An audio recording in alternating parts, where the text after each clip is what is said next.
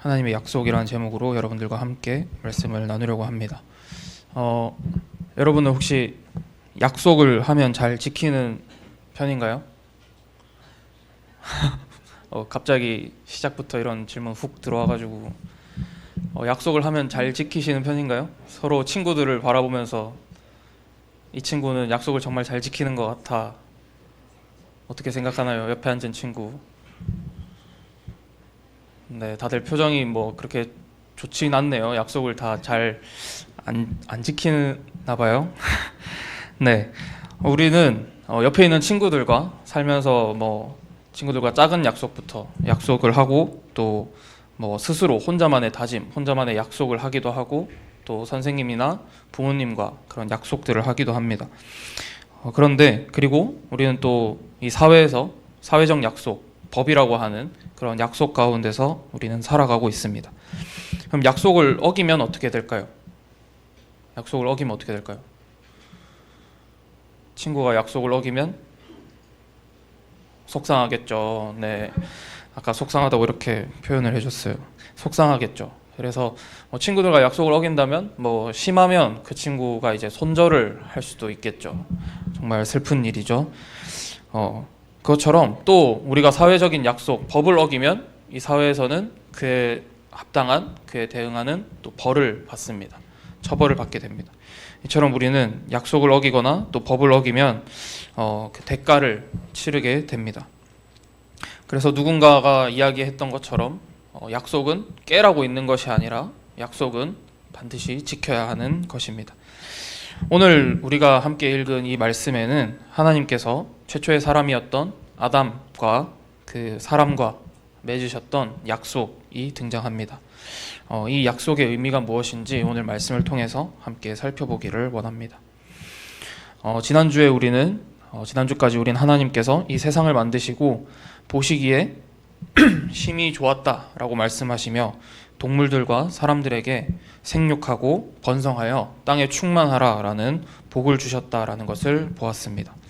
그리고 하나님께서는 오늘 말씀에서 그 말씀에 적합한 땅을 선물로 주셨습니다.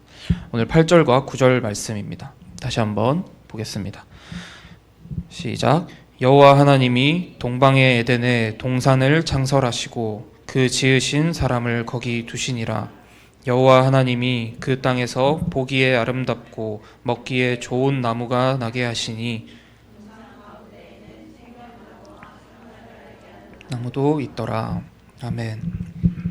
하나님께서 동쪽에 있는 에덴이라는 곳에 동산을 만드셨습니다. 그리고 그곳에 사람을 두시며 그 땅에 이제 식물들이 자라고 풍요롭게 하셨습니다.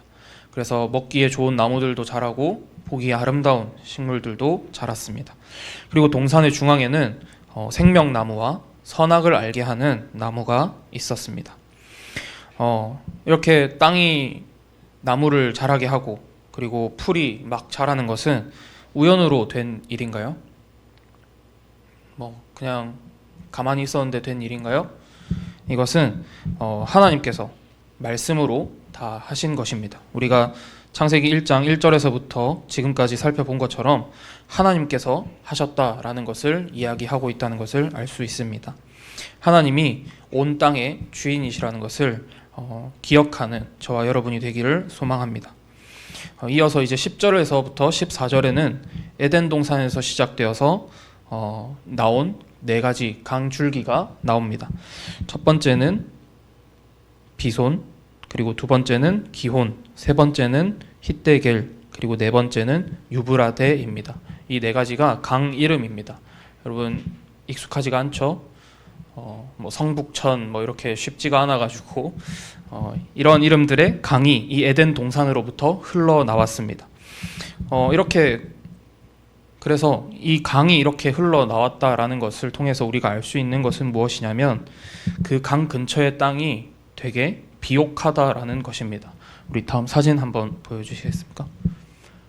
지금 잘 보이는지 모르겠는데 여기 보면 밑에 물이 있어요. 물이 있고 그 옆에 이제 풀들이 자라고 있는 것을 볼 수 있습니다. 그런데 저 멀리 보면 뭐가 보이죠? 약간 멀리 보면 뭐가 보이죠? 초록색이 보이나요 혹시? 초록색이 없죠. 그래서 저 땅이 이제 그 이스라엘에 있는 어떤 지형인데 그곳에 가면은 이렇게 물이 있는 곳에는 그 근처에 풀들이 자라지만 그 멀리 떨어지면 이제 사막이 있는 황무지가 있는 그런 땅이라고 합니다. 이처럼 작은 시냇물만 흘러도 그 옆에는 풀이 자라고 나무가 자랍니다.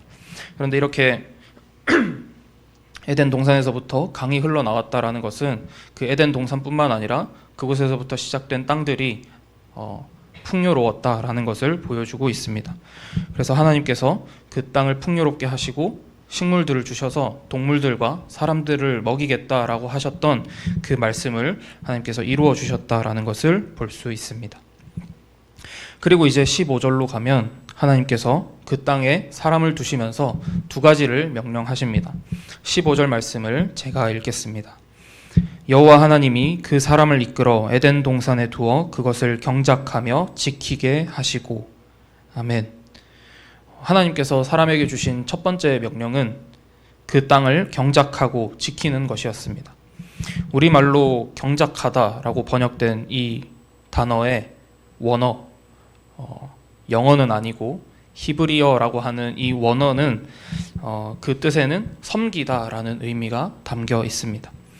이 말씀은 하나님께서 사람을 위해서 만드신 그 땅에서 그 사람이 섬김을 받기 위해서 있는 것이 아니라 섬기기 위해서 그 동산에 있었다라는 것을 의미합니다.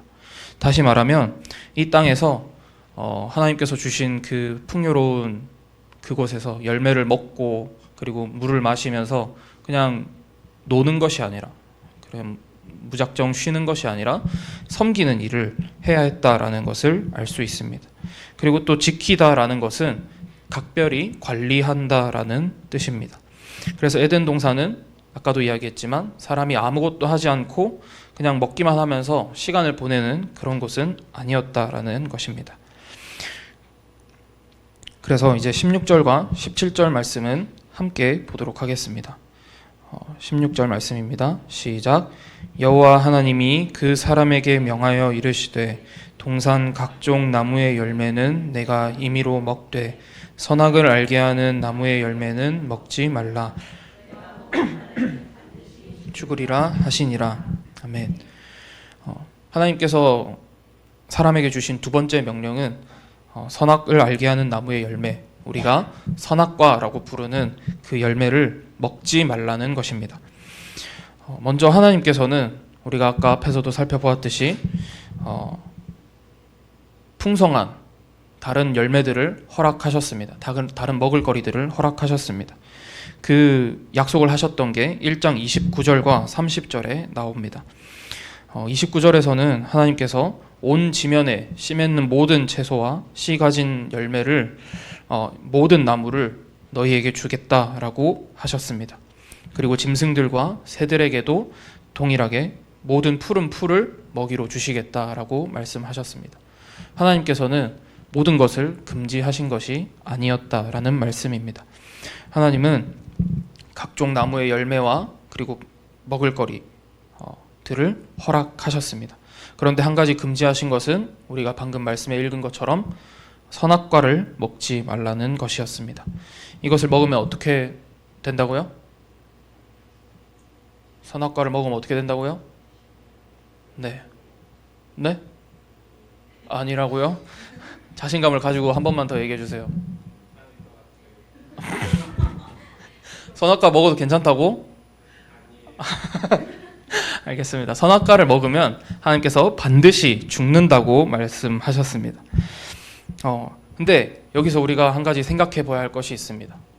먹으면 죽는다라는 것은 반대로 이야기하면 무슨 말이죠? 반대로 이야기하면 안 먹으면 산다라는 의미입니다. 왜냐하면 먹으면 죽기 때문에. 그래서 먹지 않으면 산다라는 말씀입니다. 그래서 그러면 죽음도 없게 되는 거겠죠. 그래서 죽음이 없다라는 것은 영원히 사는 것을 의미합니다. 하나님은 이 말씀을 다시 정리를 하면 하나님은 이렇게 말씀하신 것입니다. 너희가 선악과를 먹지 말라는 나의 말을 잘 들으면 영원히 살 수 있을 거야. 영원히 이 땅에서 나와 함께 살 수 있을 거야 라고 이렇게 말씀하신 것입니다. 그러나 이 약속은 우리가 3장에서 보게 될 뱀의 그 유혹으로, 뱀의 꼬임으로 넘어간 그 하와와 아담의 그 범죄로 깨어지고 말았습니다. 그렇다면 우리는 또 한 가지 의문이 듭니다. 하나님께서는 왜 선악과를 만드셨을까? 하나님께서 굳이 왜 선악과를 그곳에 가장 잘 보이는 곳에 동산 중앙에 하필이면 두셔가지고 사람들이 그것을 먹었을까라는 것입니다. 그것을 먹지 않았다면, 그것을 하나님께서 주지 않으셨다면 아무런 문제가 생기지도 않고 우리가 죄를 지을 일도 없었을 것이라는 것입니다. 그런데 우리가 이것을 생각하면서 한 가지 이야기를 여러분들에게 들려주고자 합니다. 만약에 제가 저기 경기도에 1000평 되는 땅에 대저택을 짓고 너무 좋은 것 같아요. 대저택을 짓고 그곳에 있는 정원의 모든 것들을 다 사용할 수 있고, 그리고 그 집에 냉장고에 있는 모든 음식들 다 먹을 수 있고, 하고 싶은 거 거기서 게임도 할 수 있고, 뭐 축구도 할 수 있고, 정말 하고 싶은 걸 다 할 수 있는 그런 공간을 만들어 놓고 여러분에게 빌려줬다라고 생각을 해봅시다. 생각만 해도 좋죠? 저도 그런 집이 있다면 생각만 해도 좋을 것 같은데, 그런데 그곳에서 정말 집주인이 아니지만 내가 집주인인 것처럼 다 맡겨놓고 갔으니까 내가 다 잘 사용을 하다가 그 집주인이 제가 빌려줄 때 한 가지만 건드리지 말라고 했습니다. 그게 뭐냐면 여기 앞에 있는 이 화분을 건드리지 말라고 한 겁니다. 그러면 이 화분을 건드리지 말라고 했으니까 오케이 그렇게 생각을 하고 있다가 이제 막 친구들이랑 재밌게 놀다가 공을 딱 찼는데 공이 화분 쪽으로 날아가는 겁니다. 그러면 여러분들 어떤 생각이 들까요? 큰일 났다. 저 화분이 깨지면 안 되는데 하고 이 집의 주인이 누구인지 분명하게 다시 생각이 난다는 것입니다. 이 집을 맡긴 사람이 누구인지 생각이 난다라는 것입니다. 그래서 에덴 동산에 하나님께서 이 선악과를 그 선악을 알게 하는 나무를 주신 그 이유가 바로 그것입니다. 하나님께서 이 세상을 만드시고 그리고 사람을 위하여서 특별히 또 이 동산을 만드셔서 사람을 그곳에 데려다 놓은 분이 하나님이라는 것을 그것을 통해서 알게 하려고 하신 것이었습니다. 그리고 온 땅의 주인이 하나님이심을 알고 하나님을 섬기고 하나님을 예배하며 하나님과 함께 영원히 살기를 원하셨던 것입니다. 그래서 그것을 먹지 말라고 명령하시고 그것을 먹으면 반드시 죽을 것이라고 경고하셨습니다. 말씀을 정리를 하면 오늘 하나님께서 에덴 동산을 만드시고 사람에게 주셨던 것은 무엇이었습니까? 사람들이 그리고 동물들이 그곳에서 마음껏 먹고 마실 수 있는 비옥한 땅이었습니다. 그리고 그곳에서 나는 보기에 아름답고 먹기에 좋은 식물들이었습니다. 그리고 사람은 그곳에서 하나님의 뜻대로 경작하고 그 땅을 지키며 복을 누리며 살아갈 수 있었습니다. 그래서 하나님은 사람은 또 그곳에 있는 선악을 알게 하는 나무를 바라보며 창조주이신 하나님을 기억하고 하나님의 말씀에 순종함으로 그 복을 영원히 누릴 수 있었습니다. 그러나 오늘 우리는 그 영원히 사는 삶, 영원히 하나님과 함께 그 복을 누리며 사는 삶이 깨어졌다라는 것을 알 수 있습니다. 무엇으로 알 수 있냐면 우리가 사람은 다 죽는다라는 사실을 통해서 그것을 알 수 있습니다. 그러면 사람은 누구나 다 죽습니다. 죽음이 있습니다. 이 죽음이 있는 것은 하나님의 말씀대로 하나님의 약속대로 그 약속이 지켜지지 않았기 때문입니다. 이 죽음은 성경에서 말씀하시는 것처럼 죄의 결과입니다. 죽음은 우리의 삶이 단순히 끝나는 것이 아니라 이 죄 때문에 들어온 이 죽음은 하나님께로 나아갈 수 없는 그러한 상태로 만들었습니다. 선악과를 먹은 아담과 하와가 어떻게 했는지 혹시 여러분 아십니까? 하나님께서 선악과를 먹은 아담과 하와를 불렀을 때 그들이 하나님 앞에서 부끄러워서 숨었습니다. 이것이 그 죄를 알게 된 우리들의 모습입니다. 그리고 하나님께서 그 사람을 결국 하나님께서 만드신 그 동산에서 쫓아내셨습니다. 그러나 우리는 또 한 가지 사실을 알 수 있습니다. 이곳에 우리가 함께 모여 예배드림으로 하나님께서 우리를 다시 하나님 앞으로 부르셨다라는 것입니다. 사랑하는 우리 중고등부 친구 여러분, 우리는 이제 함께 가지 못하는 친구들도 있지만 내일부터 수련회를 가게 됩니다. 그 수련회의 주제는 여호와께 돌아가자라는 주제로 수련회를 드리게 됩니다. 이 여호와께 돌아가자라는 말씀은 구약의 호세아 선지자가 했던 말씀입니다. 호세아 선지자는 이스라엘 백성들을 향하여서 회개하고 하나님 알기를 힘쓰며 하나님께로 돌아가자라고 선포합니다. 호세아 선지자가 이렇게 선포를 한 이유는 그 이스라엘 백성들이 하나님의 말씀을 순종하지 않고 하나님을 유일하신 창조주, 유일하신 주인으로 모시지 않고 예배하지 않고 우상을 섬겼기 때문이었습니다.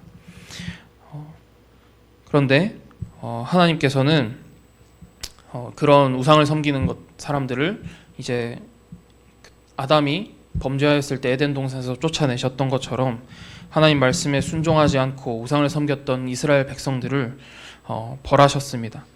그러나 하나님께서는 다시 그들을 낫게 하시고 또 그 상처를 싸매어 주실 것이라고 호세아 선지자가 이야기합니다. 호세아 선지자가 말하는 이 회복은 그냥 이루어지는 것이 아닙니다. 우리가 하나님 앞에 진정한 회개로 돌아갈 때 주어지는 것이라고 말씀하고 있습니다. 여러분, 우리가 살면서 회개해야 될 죄는 무엇일까요? 우리가 살면서 그렇게 큰 죄를 짓지 않았지만 교회에 오면 우리는 죄인입니다 라고 고백을 하고 우리의 죄를 회개해야 된다라고 계속해서 이야기합니다.